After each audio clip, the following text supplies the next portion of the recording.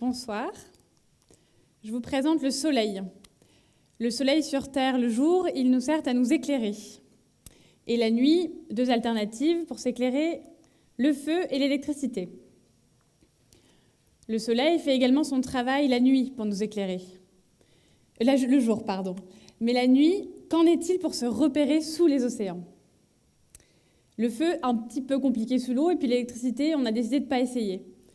Et puis finalement, la réponse, ça s'appelle la bioluminescence. C'est la capacité qu'ont 90% des animaux marins à produire de la lumière naturelle grâce à une réaction chimique. Cette bioluminescence est donc régie par un gène chez ces organismes, plancton, calamars, crevettes, méduses, mais elle se trouve aussi sur Terre d'ailleurs, chez des lucioles, chez des vers luisants. Cette bioluminescence est connue scientifiquement depuis les années 70 et sert aujourd'hui à mener des recherches et faire du marquage génétique. Mais en fait, cette bioluminescence, elle est le centre d'intérêt et de curiosité depuis bien plus longtemps que cela. Déjà dans l'Antiquité, le Romain Pline l'Ancien disait que les médules brillent tant qu'on pourrait en faire des torches. Et puis plus tard, les Indiens d'Amérique enfermaient des cucuros, qui sont des petits insectes bioluminescents qui vivent en forêt amazonienne, dans des cages pour éclairer leur maison. Ils s'en servaient aussi pour leur chasse de nuit, accrochés à leurs pieds pour faire fuir les serpents. Et puis, pendant la Seconde Guerre mondiale, les traînées bioluminescentes laissées par les porte-avions servaient de point de repère aux avions de chasse. Cette bioluminescence, elle existe sous plein de formes dans la nature. Elle est souvent régie par une fonction biologique, chasser, se reproduire, se camoufler. Et cette bioluminescence, elle existe également à l'échelle des bactéries.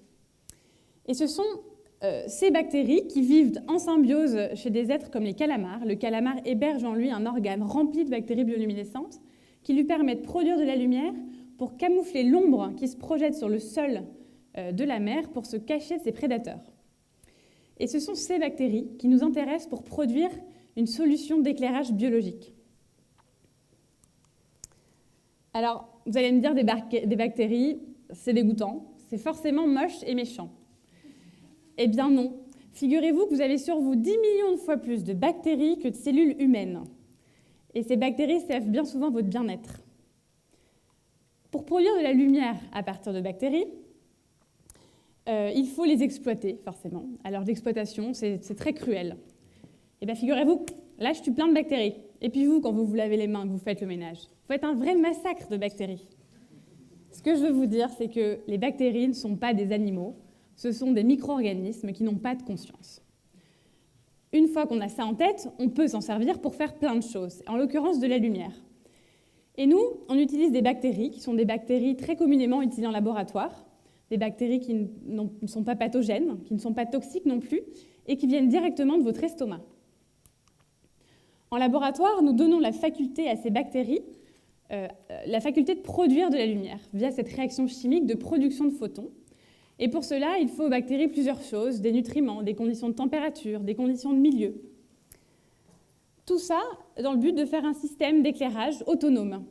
Donc, pour nous produire notre système d'éclairage, nous mettons des bactéries, des nutriments, le tout formant une solution gélifiée à l'intérieur d'une coque transparente qui va pouvoir être adhésive à beaucoup de surfaces lisses et ainsi éclairer de manière autonome. Du coup, pas d'électricité. Et si nous pouvions réfléchir à un système pour produire de la lumière sans électricité, qu'est-ce que cela changerait vraiment dans notre manière de faire? Eh bien déjà, ça changerait le paradigme même de l'objet lumière, l'ampoule, puisque la lumière ne serait plus un objet, mais bien une matière. Une matière première vivante, qui se reproduit, une matière première qui a des besoins nouveaux, différents, du sucre, de l'oxygène, mais aussi une matière première portable, puisqu'elle fonctionne en autosuffisance, l'énergie de la bioluminescence vient de l'intérieur même des micro-organismes et ne dépend pas, comme un panneau solaire par exemple, d'une charge extérieure. C'est également un système qui est complètement indépendant d'une infrastructure électrique. Eh bien en fait, ça change juste tout. Ça change que c'est une lumière plus juste. Une lumière qui pourrait servir à la fois aux 1,2 milliard de personnes qui vivent dans le noir, privées d'électricité, mais aussi une lumière qui pourrait réduire les 15% d'électricité dans le monde qui sont utilisés pour la lumière et qui sont responsables de 5% des émissions de gaz à effet de serre. Une lumière donc plus juste, puisqu'elle peut répondre à des problématiques à la fois écologiques et humaines. Alors, c'est pas pour ça qu'on voit tout noir ou tout blanc. L'idée, c'est pas de dire que la bioluminescence est une solution radicale pour éradiquer l'électricité dans le monde, mais plutôt de se dire que si on veut avoir un impact, l'objectif, c'est de diversifier les énergies, de mettre la meilleure source d'énergie au meilleur endroit. Et donc cette bioluminescence, elle peut être utilisée par exemple là où l'électricité est interdite aujourd'hui, sur les vitrines des magasins. Elle peut également être utilisée dans le paysage urbain, pour éclairer, pour signaler, pour mettre en valeur sur des façades, sur de la signalétique, sur du mobilier urbain. Elle peut également être utilisée dans des zones où l'électricité est trop compliquée ou trop coûteuse à apporter, comme dans des parkings, sur des chantiers, mais aussi dans des zones en pays émergents ou encore dans des parcs, des réserves, des jardins. Aujourd'hui, cette technologie existe, nous sommes en train de la développer. Après un an de laboratoire, nous avons atteint 72 heures de lumière en continu et avons pour objectif l'année prochaine d'atteindre 1 mois de durée de lumière pour se développer dans de nouveaux horizons. Mais en fait, en faisant progresser cette technologie, nous pouvons penser bien plus loin. Déjà, on pourrait cultiver notre lumière. Cultiver la lumière sur le bord des routes, cultiver la lumière dans des villages pour lire le soir, cultiver la lumière et la rendre en libre service pour éclairer de plus grands espaces. Mais pourquoi pas aussi penser une lumière en poudre, une sorte de lumière instantanée, une lumière qui pourrait servir au cours de voyages, qui pourrait servir lors de graves coupures d'électricité.